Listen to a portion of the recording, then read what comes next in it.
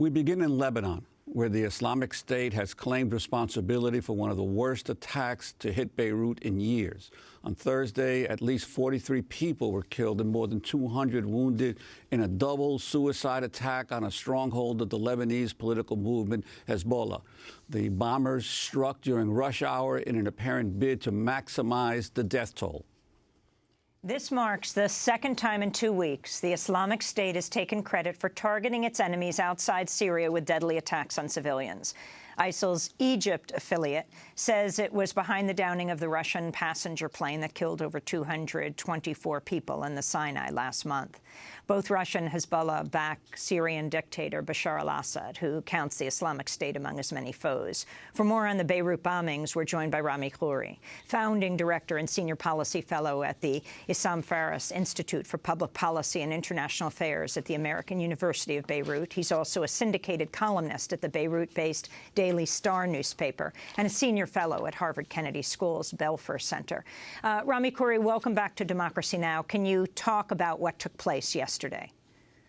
Well, what took place yesterday is a continuation of a trend or a process that has been going on for some years now, and it has several different concentric circles. The most immediate one is the fighting in Syria between the Syrian government of Bashar al-Assad and foes of Bashar al-Assad who are trying to bring him down, including Islamist groups like ISIS or like Jabhat al-Nusra or Ahrar al-Sham and dozens of other militants, many of whom are Islamist, others are nationalists and secular Syrians. And Hezbollah in Lebanon has joined that fight to support Assad, as have the Iranians. And what you're seeing is a continuation of battles between Hezbollah in Lebanon and also Hezbollah in Syria against some of these Islamist groups like Jabhat al-Nusra, ISIS, Abdullah Azzam brigades, which is linked to Qaeda, and others. And there have been tit-for-tat bombings and killings going on between these two groups for about the last 2 years, maybe more. The troubling thing is that this is now coming back into the center of Beirut and in the area that is heavily Shiite in the southern suburbs of Beirut. This area had been traditionally a red zone, off limits for people to attack Hezbollah, but that was shattered about 2 years ago when several bombings in that area took place, including an attack on the Iranian embassy. And there were tit-for-tat attacks then. People killed the Lebanese former minister, Mohammed Shattah, who was a close ally of the Hariri future group in Lebanon, and that killing was done in the heart of western Beirut. So the symbolism 2 years ago was very clear that no area in Lebanon is out of bounds, nobody is safe. Then there was an agreement in Lebanon which pretty much calmed things down for the last year and a half, and this is now a resumption of that process. So the immediate issue is the Hezbollah versus the militant Islamists, ISIS and others, but the other concentric circles are the wider Syrian conflicts, the many different conflicts that converge in Syria. And the third one, most troubling, is how ISIS apparently now is targeting targets outside of Syria and Iraq. Whether they brought down the Russian airplane in Sinai is possibly one issue we have to look at. Now this bombing in Lebanon. So it's possible that ISIS is looking to carry out more such attacks against targets. They've threatened to go after Russia now in a communique 2 days ago. And this is a troubling trend because you have now al-Qaeda, a rejuvenated al-Qaeda, and ISIS, who are the two fastest growing brand names in Islamist militancy and terror in the region. They're growing with groups all over the place pledging allegiance to them. They're gaining more territory. Qaeda now has huge lands in South Yemen, in the southern parts of Yemen, and ISIS is established in Iraq and Syria. So you have to look at all of these things together, and the Russian involvement in Syria opens up new dimensions of ISIS's retaliation against the Russians, against the Americans and French and British and others for their attacks against ISIS, against Hezbollah for its attacks against ISIS. So what we're getting is a more widespread warfare using terror tactics, but this is targeted warfare. So they're people are bombing each other's targets it's like mafia warfare in Chicago years ago, where somebody would take out somebody and somebody else would take them out in revenge. They haven't reached the stage yet where they're indiscriminately bombing hotels and beaches and places all over Lebanon, but that's a fear that people have. And Rami Khouri, what do you make of the increasing involvement of Russia in the region and in these conflicts? What's been the reaction among the Lebanese, but also across the Arab world from what you've been able to see?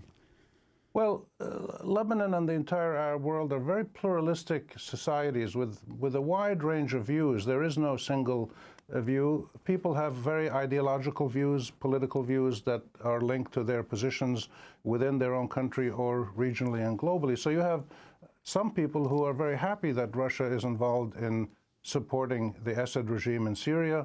Other people are much more critical of that. But the fascinating thing is that even traditional foes of Russia and the Soviet Union before it, like, for instance, the Saudi Arabians or the Iranians or the Egyptians, are getting closer to Putin now. Putin just, it was announced, I think, last night that he's going to make a visit to Iran. The Saudis, the Egyptians have been meeting regularly with Russian officials, high-level meetings at foreign minister level and others.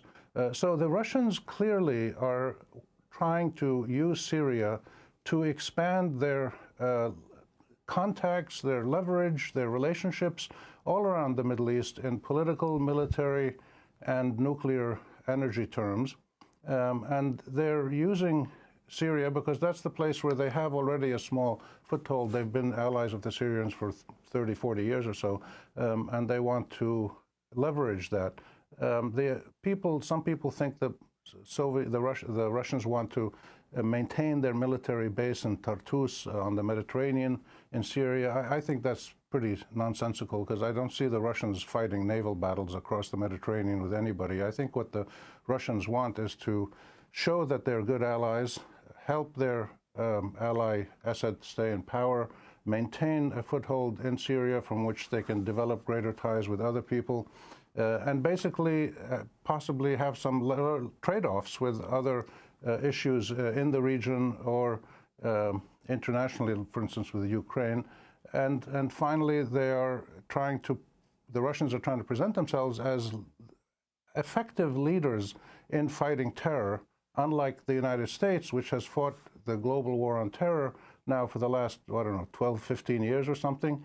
And as the global war on terror continues, we've only seen the expansion of Qaeda and the birth and expansion of ISIS. So there's something wrong with the American-led global war on terror, which is being fought with autocratic Arab allies.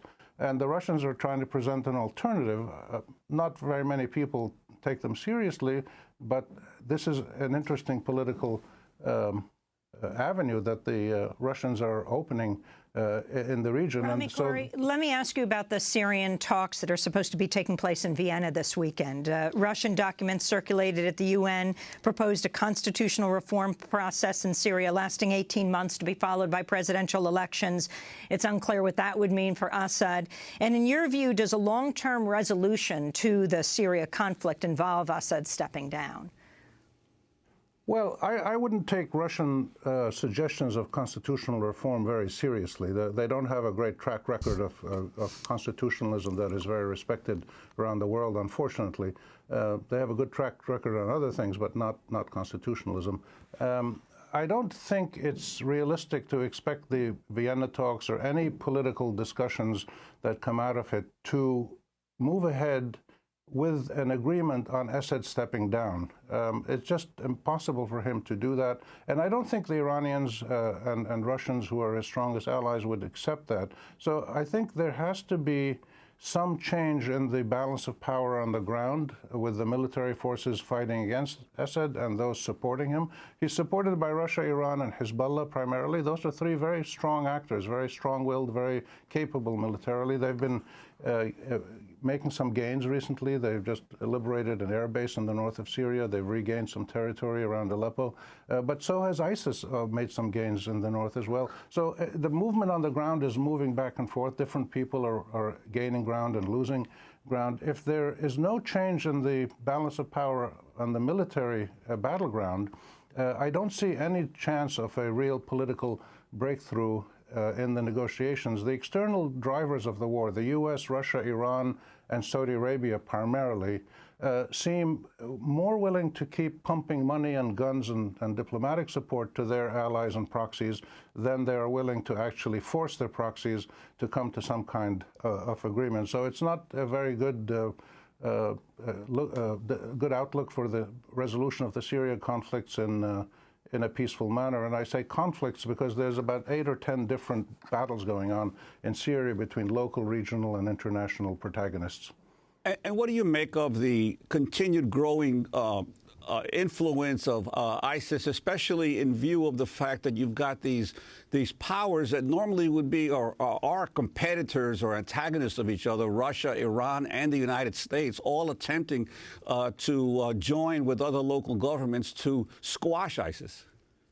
Well, this is the critical step that has to be taken to defeat ISIS, which is collaboration and cooperation on the ground as well as from the air between the many different local forces in the region, whether they're governments like Syria, Iraq, Turkey, Iran, or non-governmental forces like the various Kurdish. There's 3 or 4 major Kurdish militia. You have the Iran-supported popular forces in Iraq. You have Hezbollah. So there's most of the fighting going on now is actually between non-governmental military forces. So when ISIS and the Peshmerga, well, Peshmerga is the Kurdish government, but the other Kurdish forces, the PKK and the YPG and others, or Hezbollah are fighting each other, or militias in Iran or Syria, these are non-governmental groups, and they are the major protagonists now. I don't see any possibility of formal public collaboration between Iran, Russia, the U.S., and others to fight ISIS, but I think we absolutely will see informal, indirect cooperation, because everybody realizes now, especially with the downing of the plane in Sinai and the Beirut bombings, that this is a serious threat that has to be addressed. It's not an existential threat. ISIS is a nuisance more than it is an existential threat to anybody. I mean, these guys are pretty much a bunch of amateurs and not very effective political governors either. They only govern by military force and by threatening people and terrorizing them. But they've been able to gain ground mainly because of the weakness of the Syrian government, the Iraqi government, and the lack of will among all the other governments in the region, to the point where nobody was able to do anything when they started moving north a year and a half ago, until the Americans came in with their Air Force. So I think the real story of ISIS is the incompetence, corruption, mismanagement, and almost universal lack of political legitimacy among most of the political leaderships in the Arab countries, who are totally unable to do anything unless Washington comes in and does it for them. So that's really the long-term issue in the region, which is reform of Arab political structures and power systems, as well as defeating ISIS militarily. The military defeat of ISIS is the easiest thing to do if the local forces on the ground and foreign air forces work together. We saw it in Kobani. We've just seen it in Sinjar in the north when local Kurdish forces and American and other air forces work together. ISIS pulls back and goes away, because these guys are a bunch of amateurs riding around on Toyota pickup trucks, and they just don't have any serious military capability if they're confronted. Rami Khouri, we want to thank you for being with us, founding director and senior policy fellow at the Issam Fares Institute for Public Policy and International Affairs at the American University of Beirut. Also a syndicated columnist at the Beirut-based Daily Star newspaper and a senior fellow at Harvard Kennedy School's Belfer Center. This is Democracy Now! When we come back, we speak with Nick Turse about special operations around the world, from Syria to Africa, his new book, Tomorrow's Battlefield. Stay with us.